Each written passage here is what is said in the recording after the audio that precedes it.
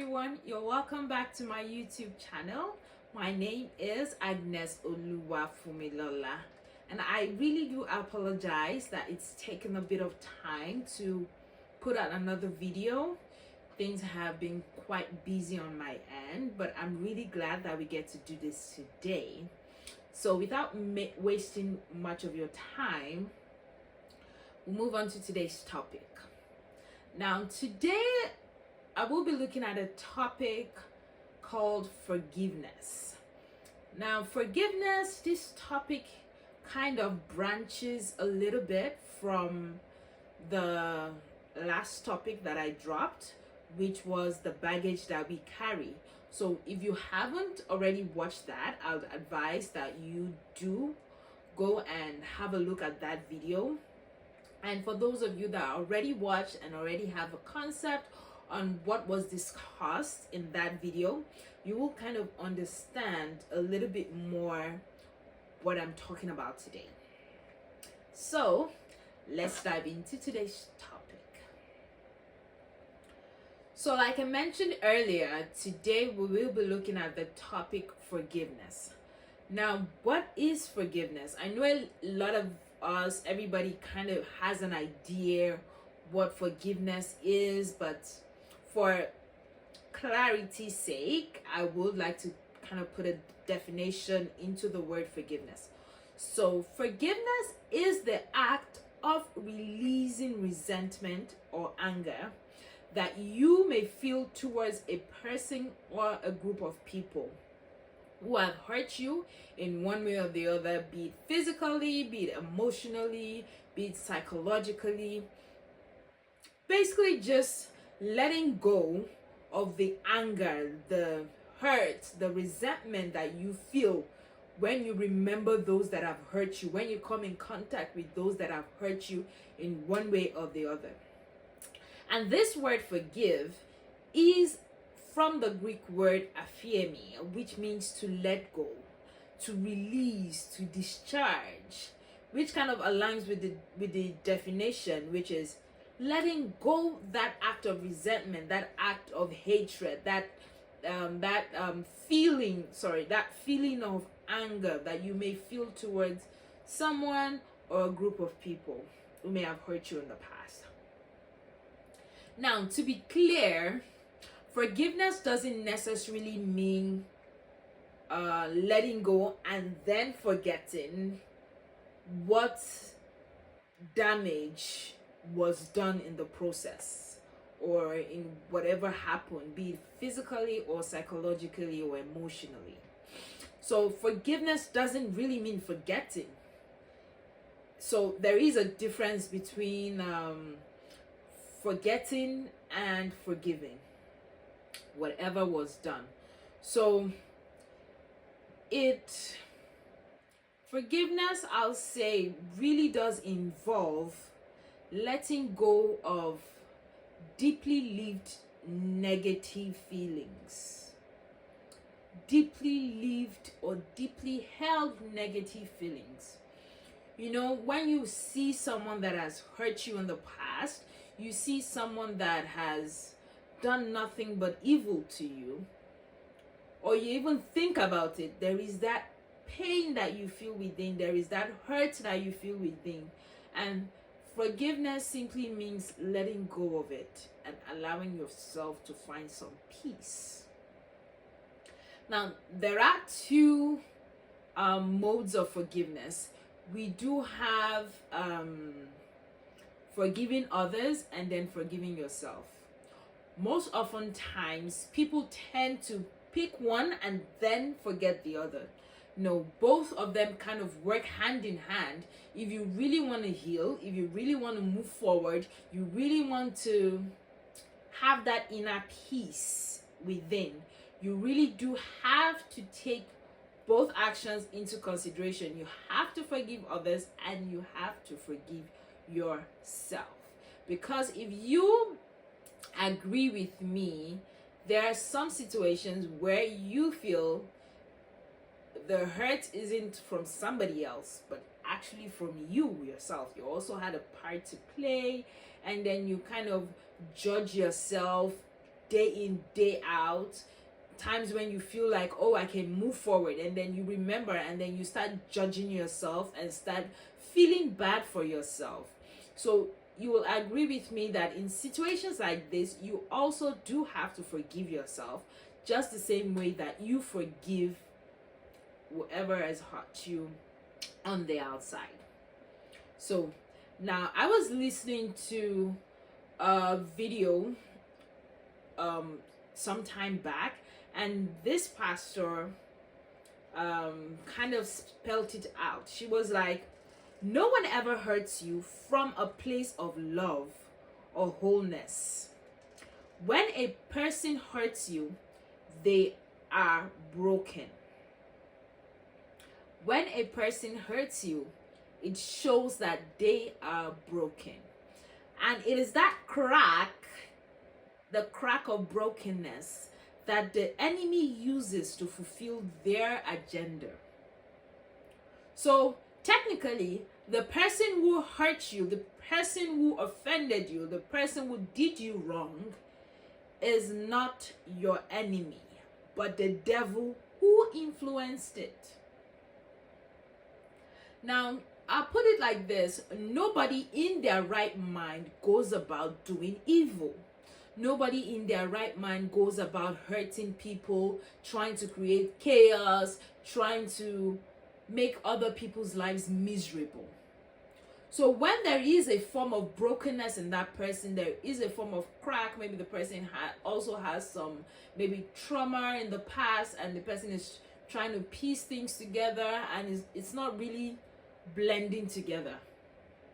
In situations like this, there is a crack, and it is through that crack the devil, the enemy, kind of says, okay, I can see a loophole in this person's life.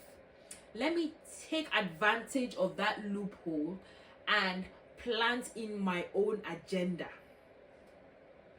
Let me take advantage of this person's weaknesses and fulfill my own agenda. So technically, it's not the person that is willing to hurt you. That's why you see in so many cases of domestic violence, after the deed has been done, sometimes almost immediately, the person is on their knees pleading and begging for forgiveness. I never knew what came over me. Of course, because they are not really the person that was behind it in the first place. The enemy kind of used them as a medium, a channel of fulfilling what his end goal is, which is to try and disrupt lives all over the world. And so, forgiveness is about your heart. Recognizing that you trust God's justice system in dealing with such a person. You know, if you go through your Bible, it is right there. It's not your duty to judge. It's not your duty to declare punishment on people. It's not your duty to say, okay, you did this to me, this has to be done to you. It's not your place. The best person, the best judge, because he not only looks at the surface, he looks from within. The best person to lay it out to is God. So you have to reach that point where you trust God's justice system. You trust him that, oh yes, genuinely, this is going to be all right. I trust you, God, to fight my battle on my behalf. And God not only does the right thing, he does it knowing all the facts that we as human beings fail to see, we as human beings cannot see. And most of the times when we hold on to the bitterness of what has been done, when we refuse to let go of that hurt, that pain, that bitterness, we're holding on to that bitterness, that means of holding on to it is all the more polluting our lives, all the more letting the enemy achieve his end goal, because his end goal is to kind of disrupt everything concerning you. When you have bitterness in you, you cannot see life clearly. You cannot achieve what God had intended for you to achieve. The enemy's goal is to contaminate your heart. And the more you hold on to that grudge, the more you hold on to that hurt, the more you hold on to that bitterness, you are just giving him full access to your heart. Your heart is contaminated. And we all know how, for example, you buy a fruit and a part of it is contaminated. When you put that contaminated part with other parts, you do know it tends to infect other fruits, tends to infect everything around it, till everything is all dead and contaminated.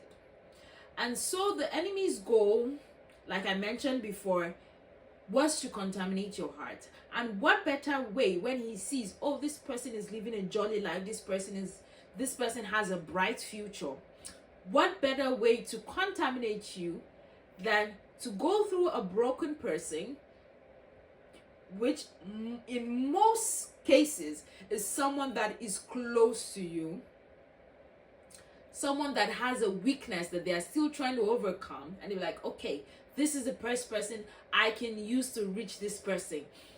Because out of the abundance of our heart, so our life stands. And so we shouldn't allow the end goal of the enemy to be fulfilled through us, because we are just continuing the cycle. Because when you hold on to that bitterness, when you hold on to that hurt, when you hold on to all that pain, you begin to shed on those that are innocent.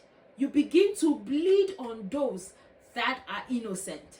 Those that didn't hurt you, you begin to bleed on. And then they also begin to build resentment towards you. And then the cycle goes on and on and on and on. So it is our duty as individuals to break this cycle. It is our duty as individuals not to let the enemy get his end goal. Is it going to be easy? Definitely not. Because there are some hurts, there are some things people do that hits you at the very core of your existence. Things that it is so hard to let go. Things that you can't even say, oh, I'm crying in the corner, I'm crying in silence. Things that hurt you so bad you can't hold the tears each time it flashes your eyes. So letting go of things like that, I know might be a lot to ask. I know it's not going to be easy. But that's where God comes in. When you lay all your burden, you lay all your hurt, you lay everything at his feet, he will take that pain and replace it with peace. He will take that pain, that burden, that hurt, and replace it with peace.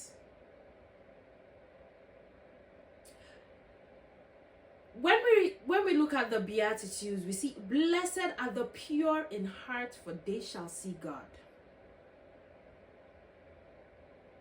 Blessed are the pure in heart, for they shall see God. Seeing God doesn't even necessarily mean on the last day, when the whole earth is wiped off and you're dead or whatever. That's when I'm going to see God. You know, you can see God in people on a daily basis. You can see God in your work, in your career, in your life, in your children, in your husband, in your parents, in your siblings. You can see God through different means. And it is only when you have that purity in heart, only when you have that purity in sight. A pure heart is an open eyes. When you have that purity, you have that clarity. And the devil doesn't want this. That is why, goes through all the loopholes left and right, and goes through it all to see that, no, this heart is polluted, because I am not going to let this person see God, see the beauty of God, see the kindness of God, see the love of God in anything that he or she does. Which just goes on, because when you let unforgiveness rule your life, you're just letting in different seeds be sown. You have the seed of anger, you have the seed of discord, you have the seed of envy, jealousy, pride. Everything keeps going in, and then on the long run, you tend to turn into that person that hurt you one way or the other. Because as you let all this build in your life, in your heart, it tends to also bleed and shed onto other people around you, which you might not even take note of, because you are so blinded by that pain, you are so blinded by that hurt, you are so blinded by that unforgiveness, that bitterness, that you cannot see that thing which you so detest, you are already becoming to other people. And then the seed goes on and on. Those people begin to resent you. Those people begin to see you as, oh, this is the person that hurts me. They don't know your own side of the story, that you are hurting. You don't know the side of the other person's story. Oh, that person is hurting. That person is broken. That person had the weakness that the enemy used to take advantage and then hurt me in return, to pollute my heart, to contaminate my heart. I know there are situations where you have been underestimated by people around you, people closest to you.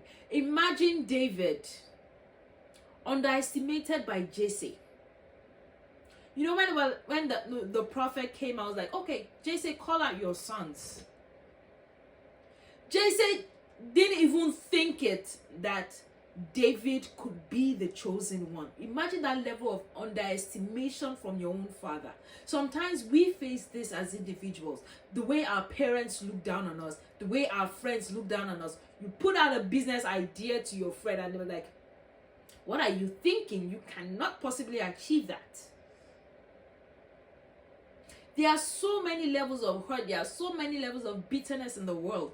And it is our part, it is our duty to try as much as possible to reduce the spread of this infection. I'll put it as the word infection, that the enemy is trying to sow, so that the world in turn becomes corrupted.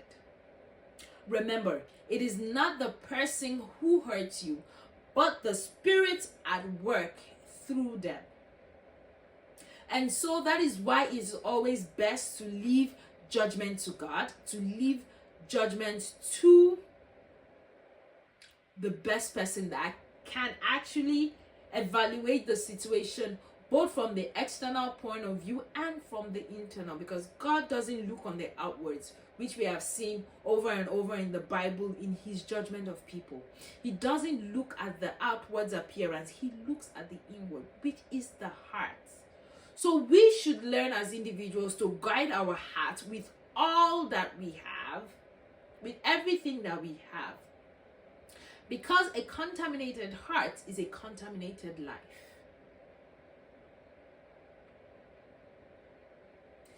And you should remember that being hurt, if you find pleasure in someone's downfall, it is a corruption of your vessel. It's not affecting them the way you think. See, There are so many times there are so many times someone has hurt me. I am boiling. I am literally going crazy. I am offended. I am pained. The person doesn't even know it. Yes, I know so many times, and you are talking about like, I didn't know you were angry. I didn't know that hurt you. I didn't, and you're like, are you serious? Are you kidding me? You didn't know I'm angry. You didn't know what you said was hurtful. You didn't know what you said hit me at the very core of my being. In that situation, see, it could be I have been boiling and holding that grudge for weeks. The other person has absolutely no idea. So, when the person even like encounters a stumbling block and I'm here happy like, oh yes, God don't catch that person for me. God has caught that person for me. Yes, God is fighting my battle for me. The person has no idea that the person even hurt you in the first place. The person said something against you in the first place. Because like I said, most of the times it's not even that person. It is the spirit at work through them. So the person has said it's done and done. The person has moved on. You are still there boiling. So of whose benefit is your anger? Of whose benefit is your holding on to that grudge? Oh yes, I do know there are some kinds of pain. I've been there. There are some kind of pain that the thought of forgiveness, you cringe at that thought. How can I forgive this person for what the person has done to me? Oh, I've been there. Each time I see the person, I break down. Each time I hear the name, I break down.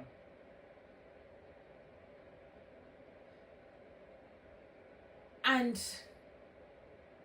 to be sincere, it's not going to be easy letting go. But for your own benefit, for your own sanity, for your own peace of mind, the best thing to do is to let go.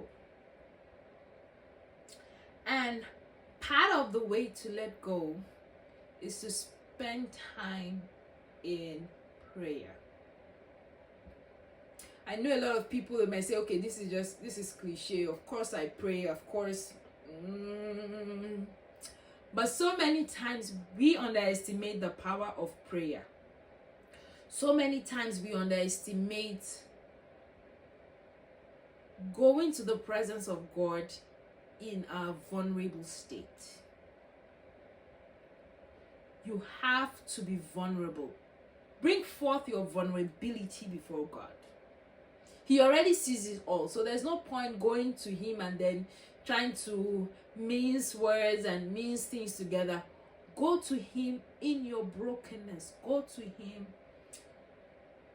and ask him to work on your heart. Ask him to work on you. Work on your heart. Help you to heal. Lay it all at his feet. And then, funny enough, in some situations, he might send someone to you to counsel you, to guide you. In a lot of times, it might even be going through his word.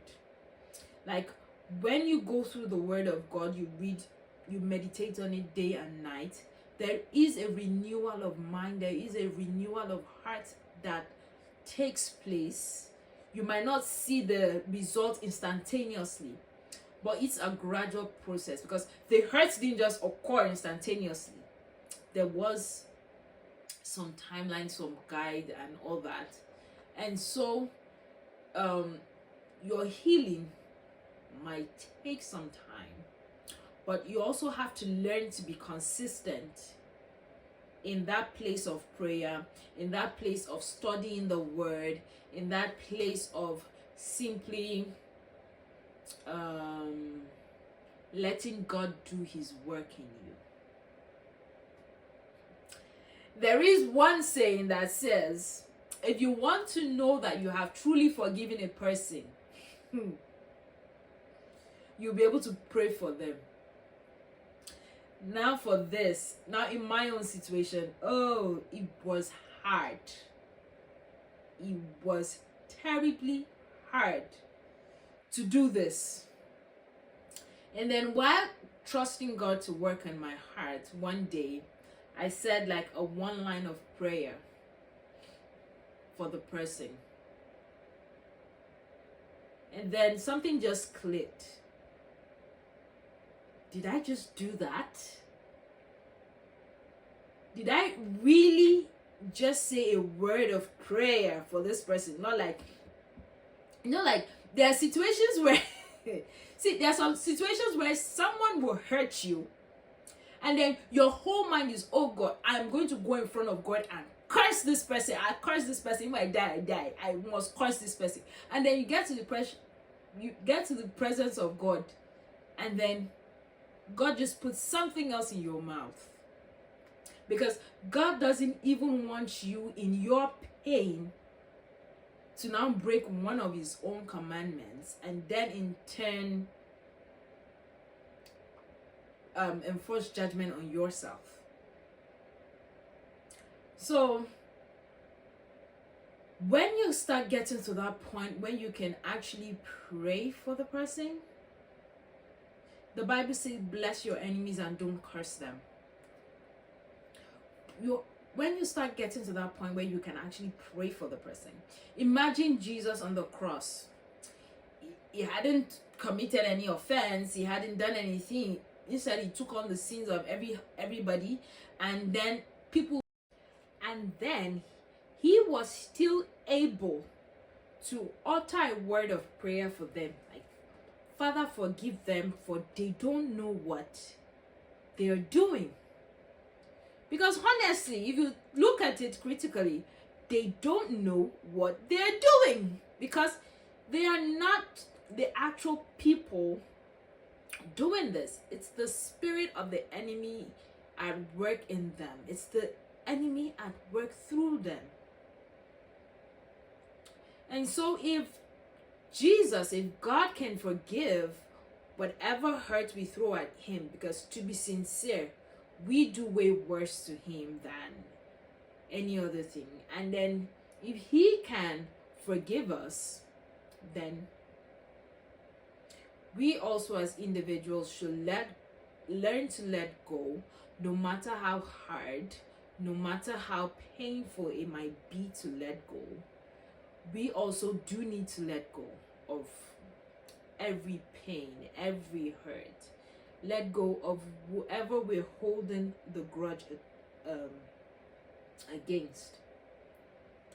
And do remember, it is as important as forgiving whoever hurt you, it is as well as important as forgiving yourself.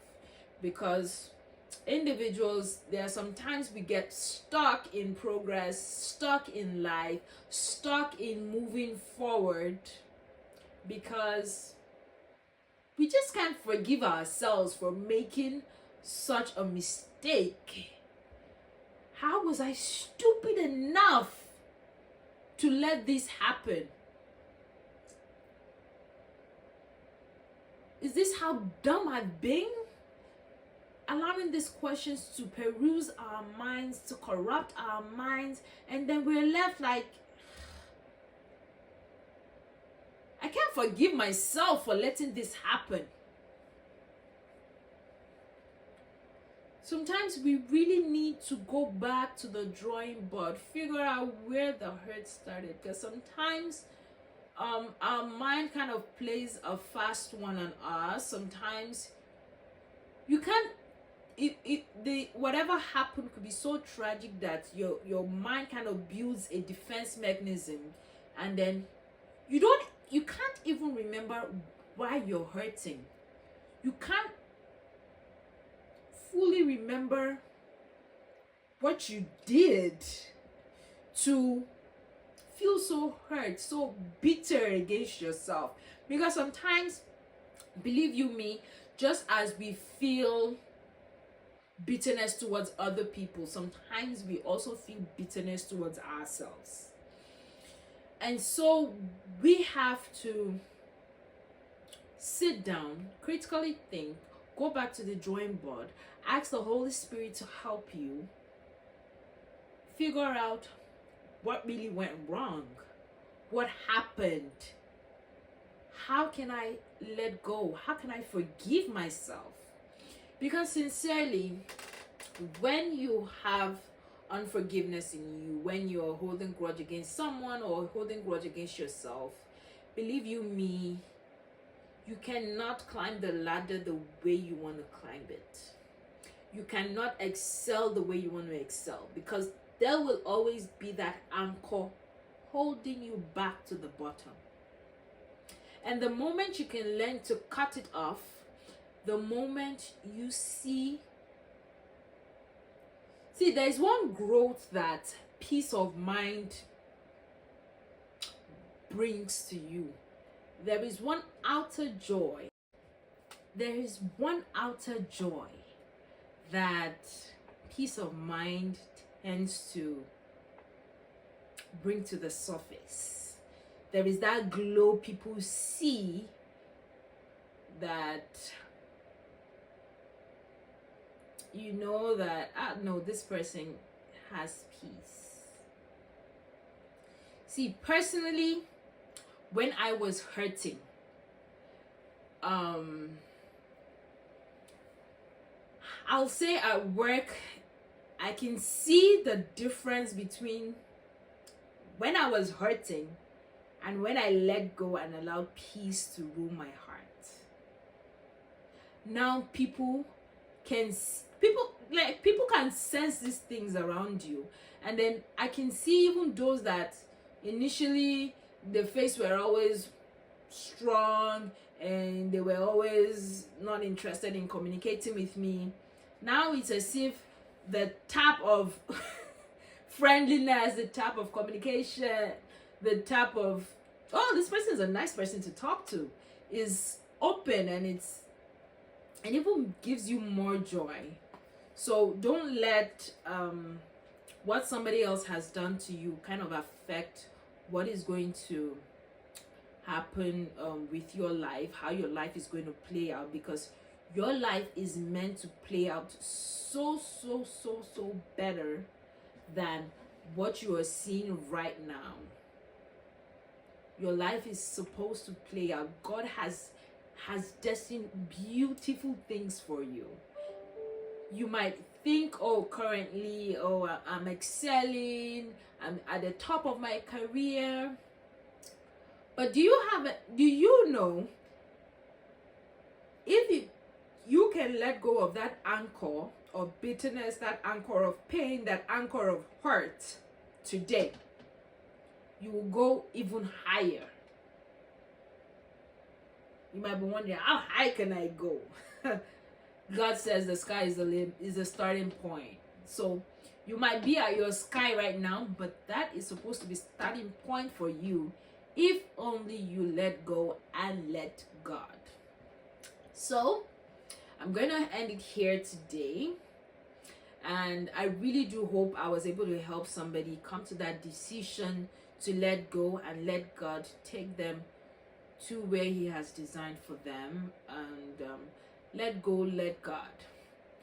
So I remain Agnes Oluwa Fumilola.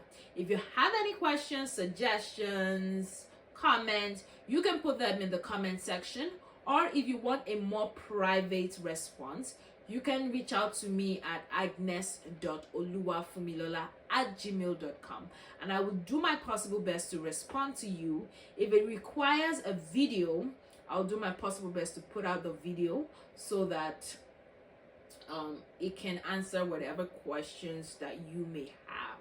So thank you very much. I appreciate you listening thus far.